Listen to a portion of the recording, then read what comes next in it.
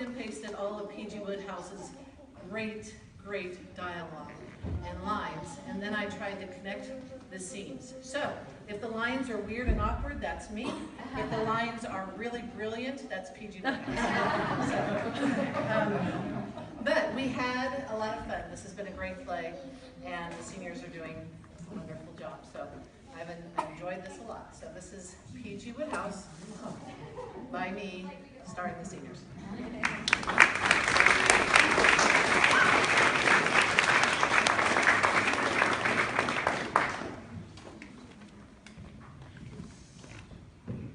Oh, and do not forget the aisles. P.S.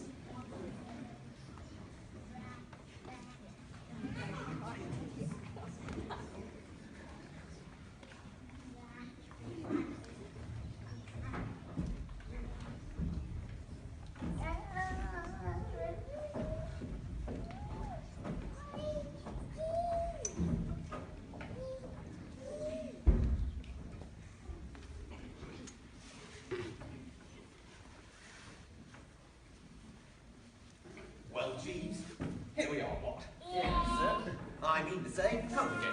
Precisely, sir. Seems ages since I went away to Cannes, Pat Dahlia and Cousin Angela. Yes, sir. Have a good time at Ascot. Most agreeable, sir. Win anything? Quite a satisfactory sum, thank you, sir. Good. Well, Jeeves, anybody been phoning or calling or anything during my absence? Mr. Fink Nottle has been the most frequent caller, sir. You don't mean Mr. Fink-Nottle? Yes, sir. But Mr. Fink-Nottle's not in London. Yes, sir. Well, I'm blowed. Are you sure? Yes, sir. You got the name correctly. Fink-Nottle? Yes, sir. Well, it's the most extraordinary thing. Must be 5 years since he was last in London. He makes no secret of the fact that the place gives him the pip.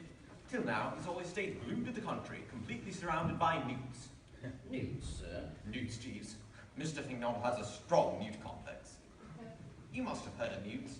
You know, those little sort of lizard things that charge around in ponds. Oh, yes, the aquatic members of the family Salamandridae, which constitute the genus Mold. That's right. Well, Gussie has always been a slave to them. He used to keep them at school. Young gentlemen frequently do, sir. Too true, Jeeves. At any rate, the newt's got him. Arrived man of state, he retired to the depths of the country and gave his life up to these dumb chums. I suppose he used to tell himself that he'd either take them or leave them alone, and then found, too late, that he couldn't. It is often the way, sir. That's right. For the last 5 years, he's been living at this place of his down in Lincolnshire. As confirmed, a species-shunning hermit has never put fresh water in the tank every second day and refused to see a soul. That's why I was so amazed when you said he had suddenly risen to the surface like this. Mr. Fink-Nottle did confide to me his motive for visiting the metropolis. It is because a certain young lady is here. Young lady? Yes, sir. You don't mean he's in love? Yes, sir. Well, I'm dashed.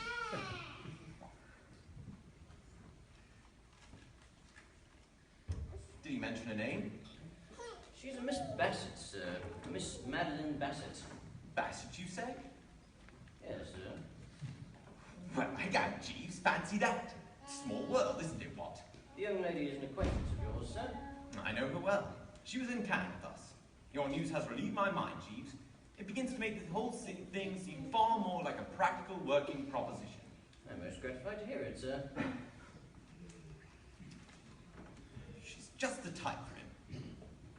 Very good to hear, sir. And he's just the type for her. In fine, a good thing. And one to be pushed along with the utmost effort. Strain every nerve, Jeeves. Attend to the matter at once, sir.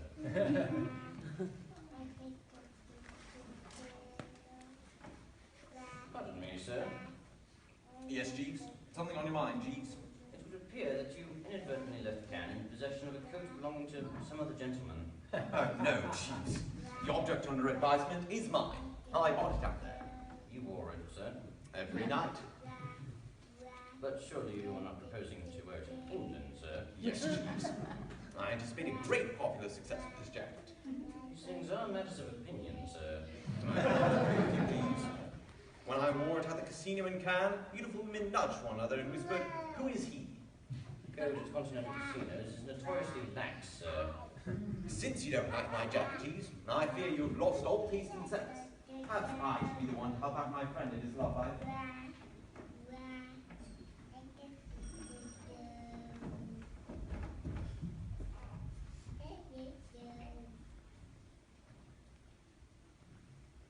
telegram for you, sir. Come at once, Travers.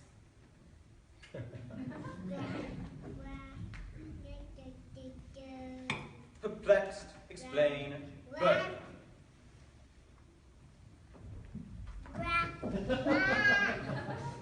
What on earth is there to be perplexed about? Come at once, Travers.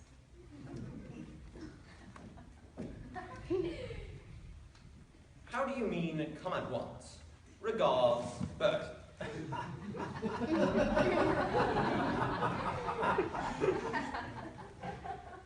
mean, come at once, you maddening half-wit. What did you think I meant? Come at once or expect an aunt's curse, first post tomorrow. Love, Travers.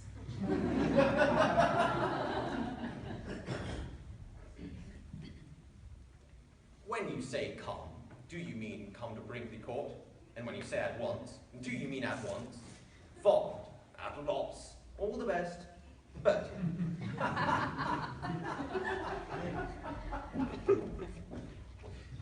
Yes. It doesn't matter whether you understand or not. You just come at once as I tell you. And for heaven's sake, stop this back chat. Do you think I am made of money that I can afford to send you a telegram every 10 minutes? Stop being a fathead and come immediately. Love, Travers.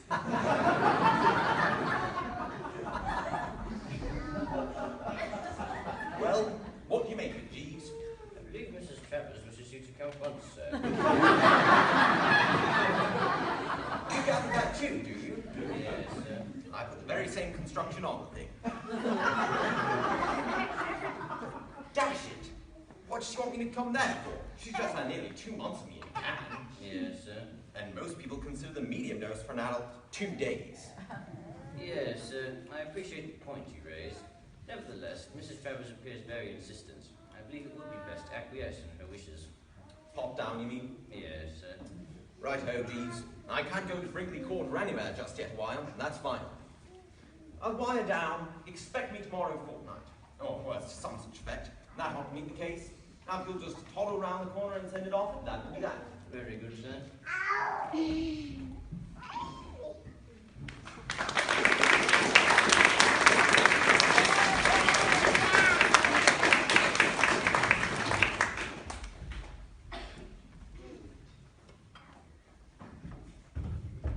Wake up, Bertie, you fool!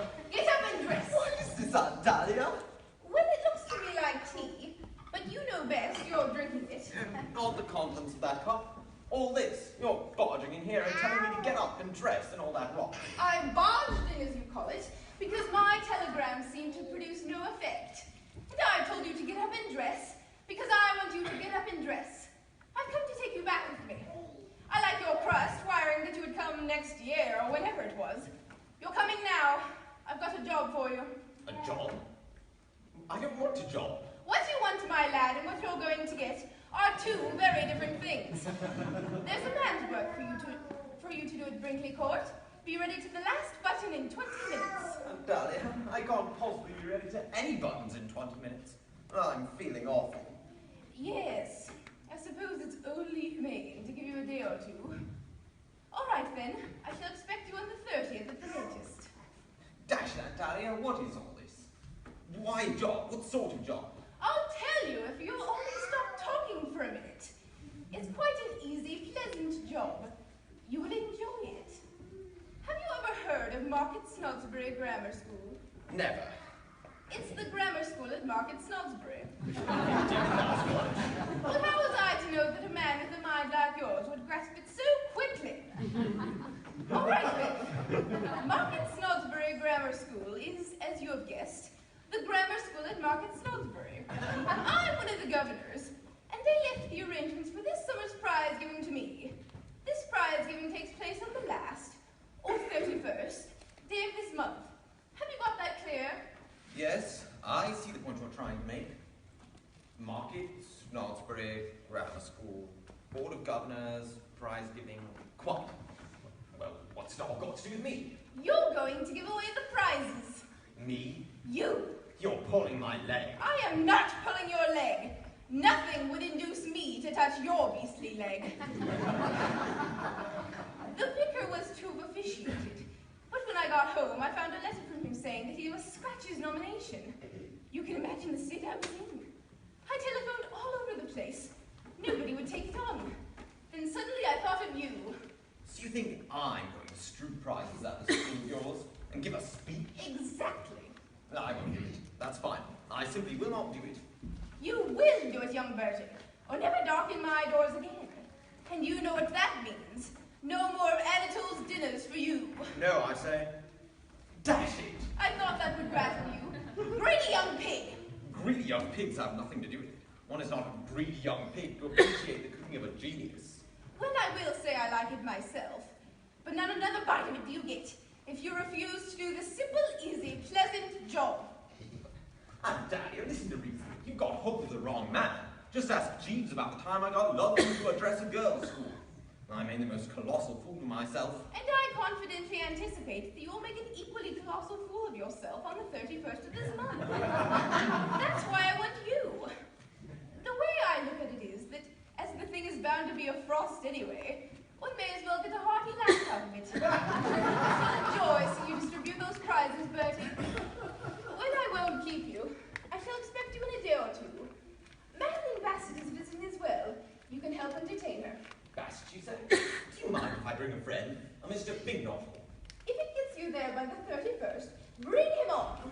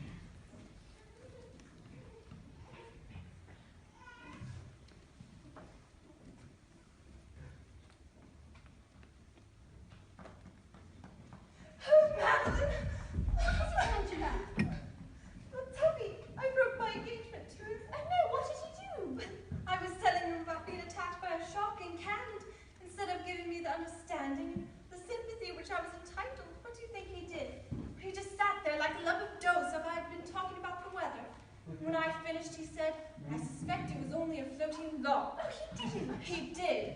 When I told him how the thing had jumped and snapped at me, he said, "Oh, it's probably a flatfish, quite harmless. No doubt he was just trying to play." Well, I mean, what would you have done if you'd been me? Like pride, sensibility, and the natural feelings of a good woman. I told him that he was a fool and an idiot and that he didn't know what he was talking about. We argued, and one thing led to another until I told him that if he didn't knock off starchy food, he would be getting as fat as a pig. And he was telling me about how he always disapproved of women putting makeup on their faces. And, well, then there was a loud pop, and the air was full of bagel fragments of her. Here, Angela. What will you do? The Bertie's coming. I know I've told you how capable his man Jeeves is. I'm sure Jeeves will know what to do. Yes. How many did you say we would have for dinner? Well, my dear Tom and me, of course. Angela and Mr. Glossop. Madeline Bassett and my nephew Bertie. Oh, and he said he was bringing a friend along. A Mr. Spinkbottle or something like that. Oh, Mr. Wooster is coming. He always loves my cooking so much. I will make an extra special meal, and I will sneak some to Jeeves. I need his advice about something. Jeeves always has the most remarkable advice. Hello, aged relative. Hello, all. Jeeves,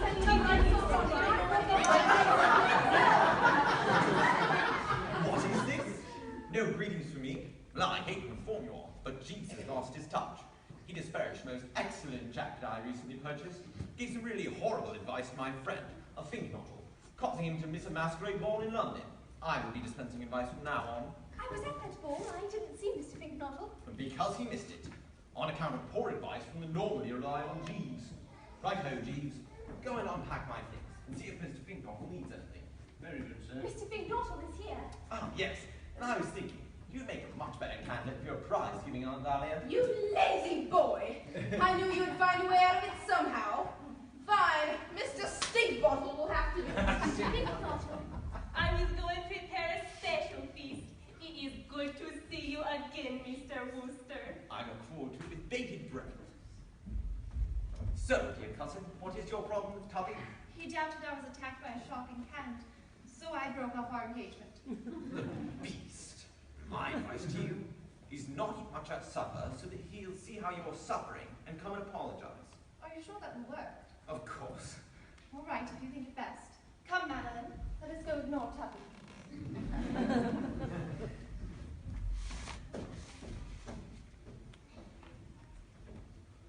I have you unpacked, sir, and have drawn you a bath. Mr. Finknottle is also unpacked, and is hiding in his room for fear of seeing Miss Bassett. Good. I've a plan for Gussie. If I tell him not to eat much at supper, then Madeline Bassett will see how he is pining for her, and feel tender-hearted towards him. You know, I may suggest that Tuppy do the same, to similarly make Angela feel sorry for the king. That could also work with Aunt Dahlia and Uncle Tom as well. He'll be pulling out his purse faster than she can blink. Are you sure that is wise, sir? I fear Miss Madeline will merely attribute Mr. Finknottle's abstinence to indigestion, sir. Jeeves, leave it to me. Very good, sir.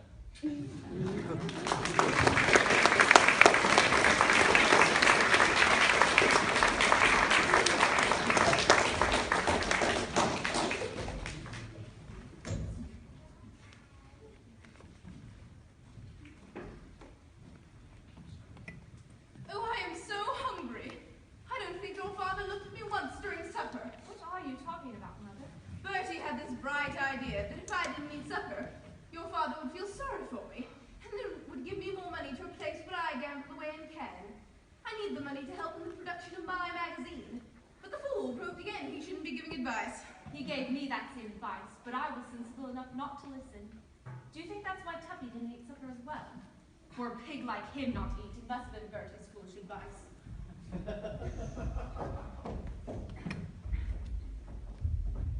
I regret to inform you, Mrs. Travers, that I must give my resignation. It is clear that I am not appreciated around here anymore. What? No, you can't go. What makes you think you aren't appreciated? What else can I conclude since most of the meal was returned to the kitchen tonight? I spent hours over that meal and course after course were returned to the kitchen virtually untouched. No, I will return to France, where my cooking is more appreciated. No, you can't leave. What will Tom say? You are the only chef he's ever liked. You were a treasure and we couldn't do without you. I will miss Mr. Travers, who has always appreciated my cooking. I heard he and Mr. Wooster were the only two, besides the young ladies who ate my meal tonight. But I will not remain in a place where the lady of the house cannot eat my cooking. If you leave, Tom will blame me, and then will never give me more money for my magazine. You can't leave, dear editor. My mind is made up, now I must go lay down. I have a headache.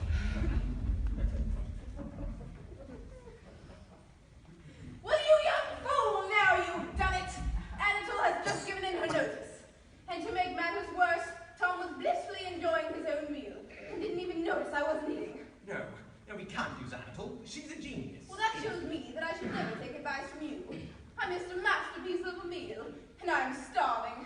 Now to lose Anatole for good. Oh. I take it your plan didn't work quite as anticipated. No, Jeeves. I see your point about that now. I must think of some way to keep Anatole. May I be of help, sir? Not at all, Jeeves. One bump in the road is not enough to let me trust you again. You didn't even pack this jacket. I'd sneaked in here myself. It's clear your advice on it was all wrong. If you say so, sir. Ah, here comes Madeline. I'll go soften her up so that Gussie will have better success wooing her. I'm not sure that will work, sir. Trust me, Jeeves. Very good, sir. Don't you love this time of the evening, Mr. Wooster? When the sun has gone to bed and all the bunny rabbits come out to have their little suppers. When I was a child, I used to think that the rabbits were gnomes, and that if I held my breath and stayed quite still, I should see the fairy queen. And you know that every time a fairy sheds a tear, a wee bit star is born in the Milky Way. Don't you think that the stars are like God's daisy chains in the sky? Well, speaking of shedding tears, it may interest you to know that there is an aching heart here in Brinkley Court. Oh yes, how sad life is. Well, it is for some people. This aching heart, for instance. Those wistful eyes of hers, like drenched irises, and they used to dance like elves of delight, and all through a misunderstanding about a shark. What a tragedy misunderstandings are. That pretty romance broken and over, and all because Mr. Glossop would insist it was a flatfish. I'm not talking about Angela. But her heart is aching. I know it is. But so is somebody else's. Mr. Glossop's, you mean? No, this heart I'm talking about isn't aching because of Tubby's row with Angela. It's aching because, well, Dash, you know my heart's ache. You mean for love? That's it, right on the bullseye. For love. Oh, Mr. Wooster. I take it you believe in love at first sight? I do indeed. Well, that's what happened to this aching heart. It fell in love at first sight, and ever since it's been eating itself out. As I believe the expression is. Oh, Mr. Wooster. For you, I mean to say. It's having the dickens of a time. Can't eat, can't sleep, all for the love of you. And what makes it so particularly rotten is that this aching heart can't bring itself up to the scratch to tell you the position of affairs, because your profile has gone giving it cold feet. Every time it tries to speak, it catches sight of you sideways, and words fail it. Silly, of course, but there it is. Please, Mr. Wooster, say no more. I will not be so silly as to pretend not to know what you mean. I suspected this at Carn and used to stand and stare without speaking, but with whole volumes in your eyes. Oh yes, all through those days at Carn I knew what you were trying to say. A girl always knows. And then you followed me down here and there was that same dumb yearning in your eyes. And now you stutter out these halting words. Oh no, this did not come as a surprise. But I'm sorry, it is impossible. Oh, right, oh? I'm sorry. Don't give it another thought. Sorrier than I can say. It's quite all right. We can still be friends. Oh, rather. Then shall we just say no more about it? Keep what has happened as a tender secret between ourselves. Absolutely. I wish I could. Could? Feel towards you as you would like me to feel. Oh, But I'm sorry. I can't. absolutely okay. Faults on both sides, no doubt. But I am fond of you, Mr. No, I think I must call you Bertie. May I? Oh, rather. Because we are friends. Quite. I am fond of you, Bertie, and perhaps if things were different. I wonder. Eh? After all, we are real friends. We share this common memory. We have a right to know. Shouldn't like you to think. Life is such a muddle, isn't it? You mean there's someone else? Engaged, what? No, not engaged. I'm afraid he does not care for me in that way. At least he has said nothing. I thought you should have asked me if I believed in love at first sight. Whoever loved that loved not at first sight. It's a silly little story. I was staying with some friends in the country and I went for a walk with my dog. And the poor wee mite got a thorn in its little foot and I didn't know what to do. And then suddenly this man came along. Wow. Could she mean Gussie? I do believe that that's how he said he met her. I beg your pardon. Nothing. I've just remembered that there's a letter I have to write tonight without fail. Ah, there's Gussie Finknot. He'll take care of you. But he's speaking and giving prizes at Dahlia's school in the morning, so endeavour not to keep him up too late.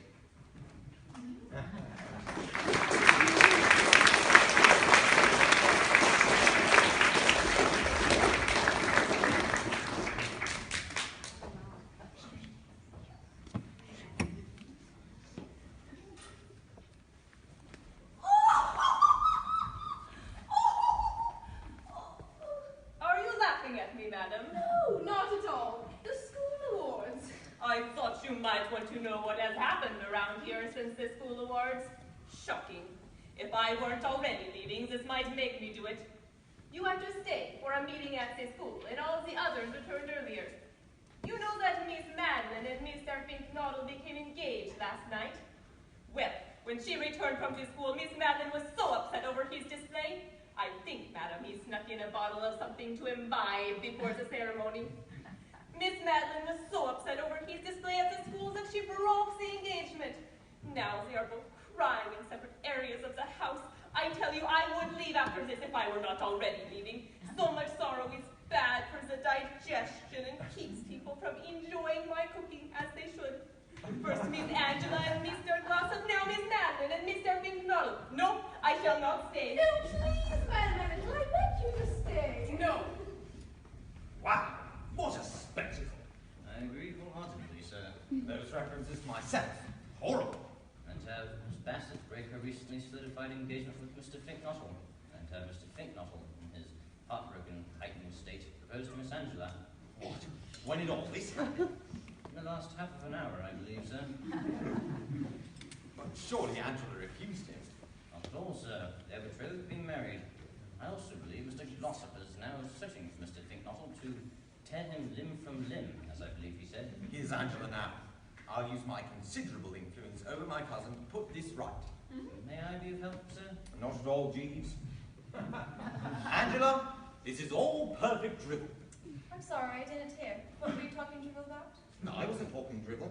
I thought you said you were. Is it likely that I would come out here in order to talk drivel? Very likely. I've just been talking to Jeeves about Puppy Blossom Oh, and Gussie Finknoddle. yes. It appears you have gone and gotten yourself engaged to the latter. Quite right. That's what I meant when I said it was all perfect drivel. You can't possibly love a chap like Gussie. Well, why not? You simply can't. All right, then. Perhaps I don't. Well then, what do you want to go and get engaged to him for, you unreasonable young fathead? I thought it would be fun. Fun? So it has been. I have had a lot of fun out of it. You should have seen Tuppy's face when I told him. Ha, a gesture. Of what? You got engaged to Gussie just to score off Tubby? I did. That's what I meant. It was a gesture. Yes, I suppose you could call it that. You know what else I'll call it? A dash no trick. I'm surprised at you, young Angela. Well, I don't see why. But you aren't proposing to keep this up. Keep what up? This rot of being engaged to Gussie. I certainly am. Just to make Tuppy look silly?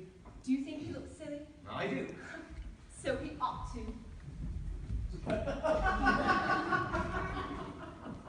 Oh, I say, Bertie, this spink bottle. Think not all. Bottle.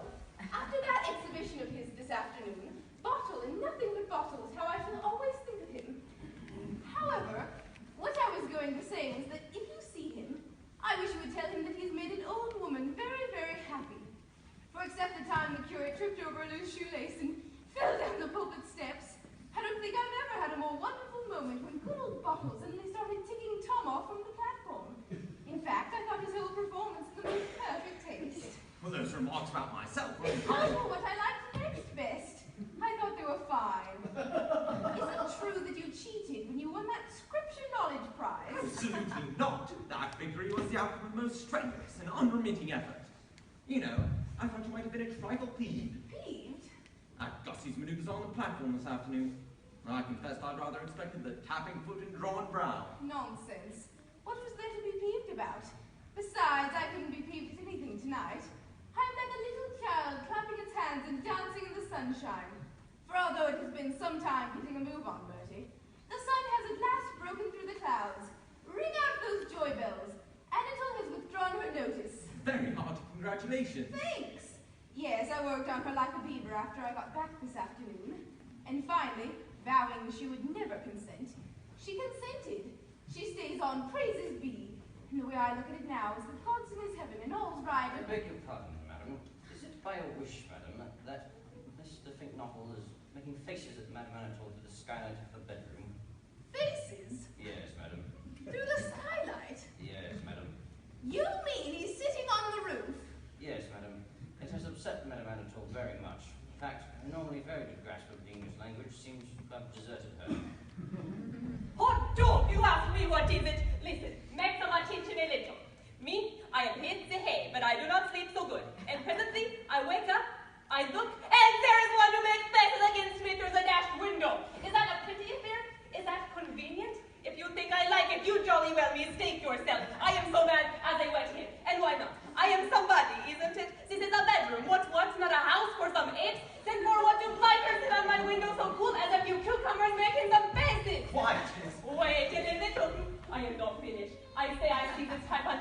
making a few faces, but what's it? Does he buzz off when I start to cry and leave me peaceable? Not on your life. He remains planted there, not caring and regarding me like a cat, watching a duck. He makes faces against me, and again, he makes faces against me, and the more I demand that he should get out of here, the more he do not get out of here. He cries towards me, lucky man. What is his desire, which he do not explain? Oh no, that he rise, never. He does but shrug his head. What silliness! You think this is amusing for me? I think the poor mutt's loony, tell the fool to go away. He is mad at some March hatter. I will, Madam Editor, I will. It's quite all right. All right, you say it's all right. Of what use to pull stuff like that? Wait 1.5 moments, not yet quite so quick, my old sport. It is by no means all right. And last thing, no, it is some very different dishes of fish. I can take a few smooth with a rough, it is true, but I do not find it agreeable when one play larks against me on my windows. I am a serious woman. I do not wish a few larks on my windows. No, I enjoy larks on my windows worse as any. It is very little all right. If such ready as it was to arrive, I do not remain any longer in this house. No more. I buzz off and do not stay left.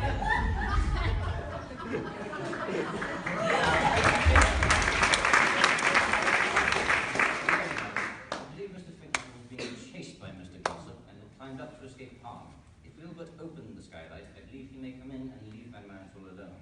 Jeeves, how does the skylight open? With a pole, madam. Then get a pole, get 2 poles, 10! A note for you, sir. A note for me, Jeeves? A note for you, sir. From whom, Jeeves? From Miss Bassett, sir. From whom, Jeeves? From Miss Bassett, sir. From Miss Bassett, Jeeves? From Miss Bassett, sir. This is we wanted to write something about. Dash it! Madeline Bassett says she's going to marry me. You got my note? Yes, I got your note. I gave it to Jeeves to give to you. Yes, he gave it to me. That's how I got it. I've just been reading it. And, well, what I was rather wanting to say, if we should happen to bump into each other, was, well, what about it? What about it? That's what I say. What about it?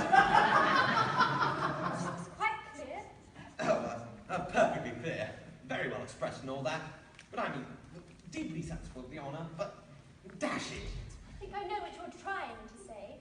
You're surprised. Yes, You're thinking of exactly. Mr. The Finkel. very man. You find what I've done hard to understand. Absolutely. I don't wonder. I do. She's quite simple. Quite simple, really. I wish to make you happy. Oh. Dash decent of you. I'm going to devote the rest of my life to making you happy. A very matey scheme. I can at least do that, but may I be quite frank with you, Bertie? Oh, rather. Then I will tell you this. I am fond of you. I will marry you. I will do my best to make you a good wife. But my love for you can never be the flame-like passion I felt for Augustus. Exactly. There, as you say, is the snag. So why not just wash out this idea of hitching up with me? I mean, if you love No Augustus... longer! Come now. No, it's no use. There are things which kill love. What has happened this afternoon has drawn a smear of ugliness across a thing of beauty, and I can never feel towards him as I did. Have you considered that perhaps you've gotten a wrong line on the subject? I mean, consider all the evidence points to a somewhat more sinister theory. What price in simply having got in touch with the sun? Chaps do get touches of the sun, you know, especially when the weather's hot. It was like you to say that, Bertie. I respect you for it. Oh, no, Yes. Chivalrous soul. not at all. I like you for that. It was fine and big, but it's no use. There are things which kill love. I shall never forget Augustus. My love for him is dead. I will be your wife. Right, oh. Thanks awfully. I beg your pardon, sir. I'm up against it a bit, Jeeves. I'm sorry to hear that, sir. Can I be of any assistance? Quite possibly you can. Tell me, Jeeves, are you in pretty good shape mentally? Yes, sir. Then it may yet be all right. But promise me one thing, Jeeves. When all this is over, you will not come to me when all this is done and ask me to jettison the jacket. Certainly not, sir. Good. Now on that note, I shall continue. Jeeves, I'm engaged. I hope you'll be very happy, sir. Don't be a fool, Jeeves. I'm engaged to Madeline Bassett. Indeed, sir. I was not aware that... Nor was I. It came as a complete surprise. The official intimation is in this note you gave me. Odd, sir. What is? Odd, sir. The contents of this note should be as you describe. It seemed to me that Miss Bassett, when she handed me the communication, was far from being in a happy frame of mind. She is far from being in a happy frame of mind. You don't really think she wants to marry me? So, Jeeves, this is just yet another one of those valid gestures which are quickly rendering Brinkley Court fit for man and beast. Dash all gestures is my view. Yes, sir. Well, Jeeves, what's to be done? You feel, sir, that Miss Bassett, despite all that has occurred, still retains a fondness for Mr. Finknottle? She's pining for him. Then surely the best plan would be to bring about a reconciliation between the two. Yes, Jeeves. See, Jeeves, you stand silent and twiddle the fingers. You're stumped. No, sir. If I twiddled my fingers, it was merely to assist thought. Then by all means continue twiddling. It will not be necessary, sir. You mean you've already got a fight? Yes, sir. Well, Jeeves, the plan. You ring the fire bell at midnight. On their way out, the gentlemen will rescue their respective ladies. The ladies will be thankful, and all will be put to right. Are you sure that will work, Jeeves? Yes, sir. Right-ho, Jeeves.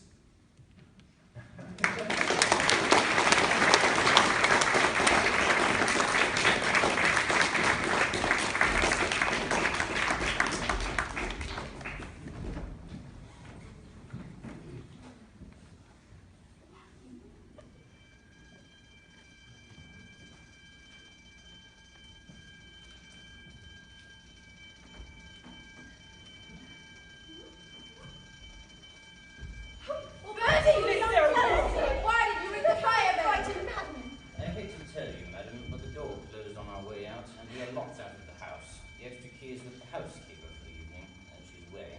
Bertie, you're a walking catastrophe. How are you going to fix this? If I may, madam, Mr. Wooster could ride the bicycle the roughly 9 miles to where the extra house key is. Excellent idea. Bring round the bicycle. Come along, you young fool. Well, Jeeves. Sir? It's no use saying, Sir Jeeves. Seems your scheme has proved a bust.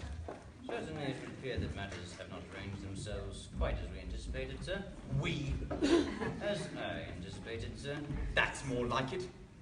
Didn't I tell you it'd be a flop? I remember you did seem dubious, sir.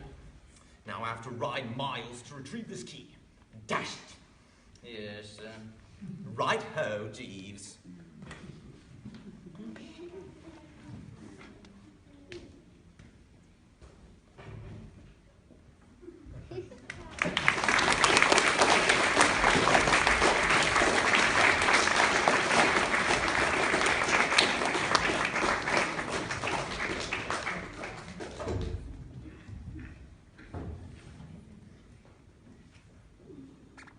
Right, all that way, and the housekeeper says the key was here with Jeeves the whole time.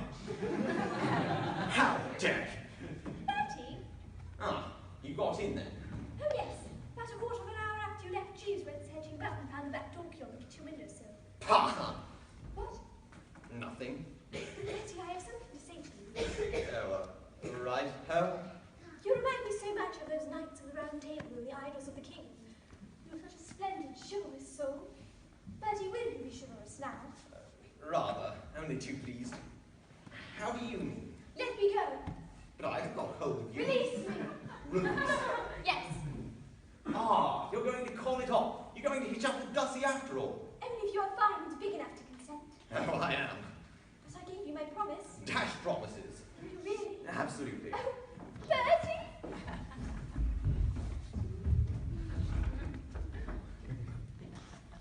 Oh, Bertie! I am so happy. This foolishness with Mr. Finknottle's over, and I'm happily back together with Tuppy. He's not so fat after all. Right. Oh. Oh, are you back? Anatole has such wonderful news. I have decided to stay on. Your man Jeeves really is a remarkable man. I'll say he is. When Tom heard monitor staying on, he decided to cover my losses at the gambling table at Cannes.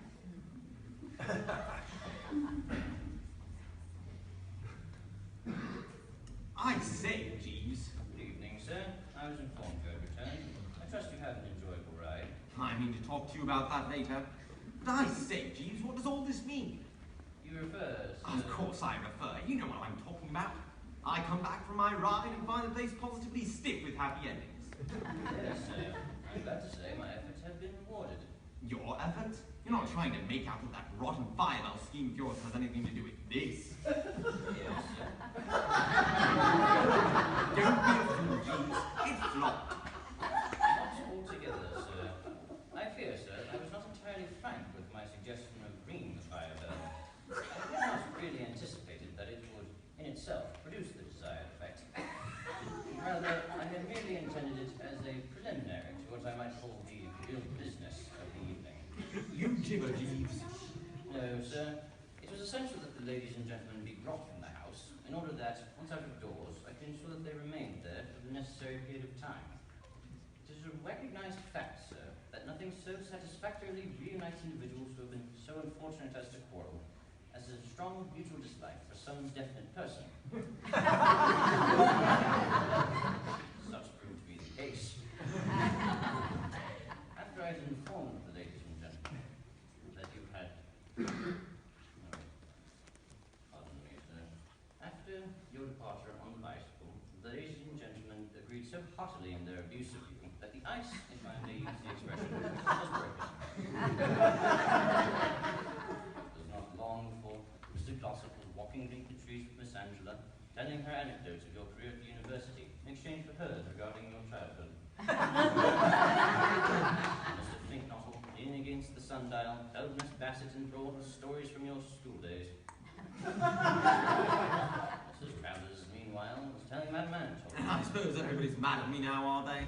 No, sir. It was to prevent any such contingency that I suggested that you should ride the bicycle to retrieve the key. When I had informed the ladies and gentlemen that I had found the key, and it was borne in upon them that you were taking that long ride for nothing, their animosity vanished immediately. Replaced by cordial amusement. There was much laughter. There was there?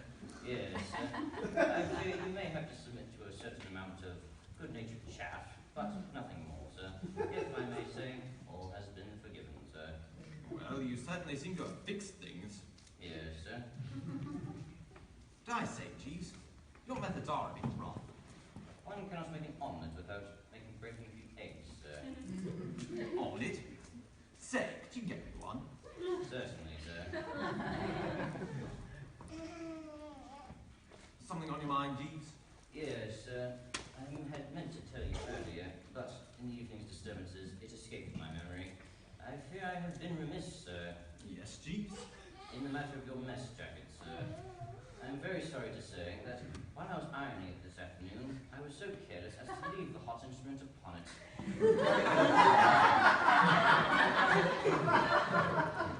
I'm sorry to say that it will be impossible for you to wear it again. Right-o, Jeeves.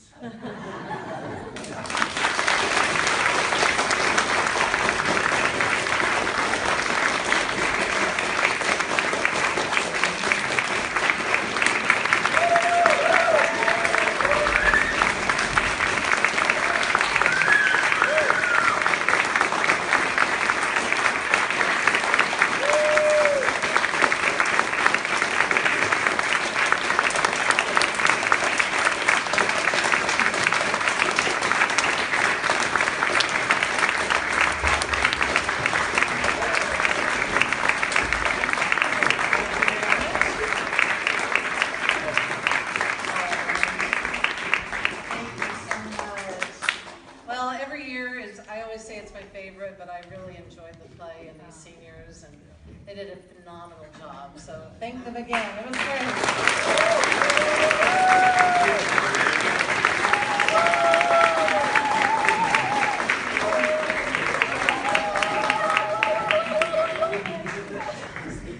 Thank you all for coming. Have a great evening.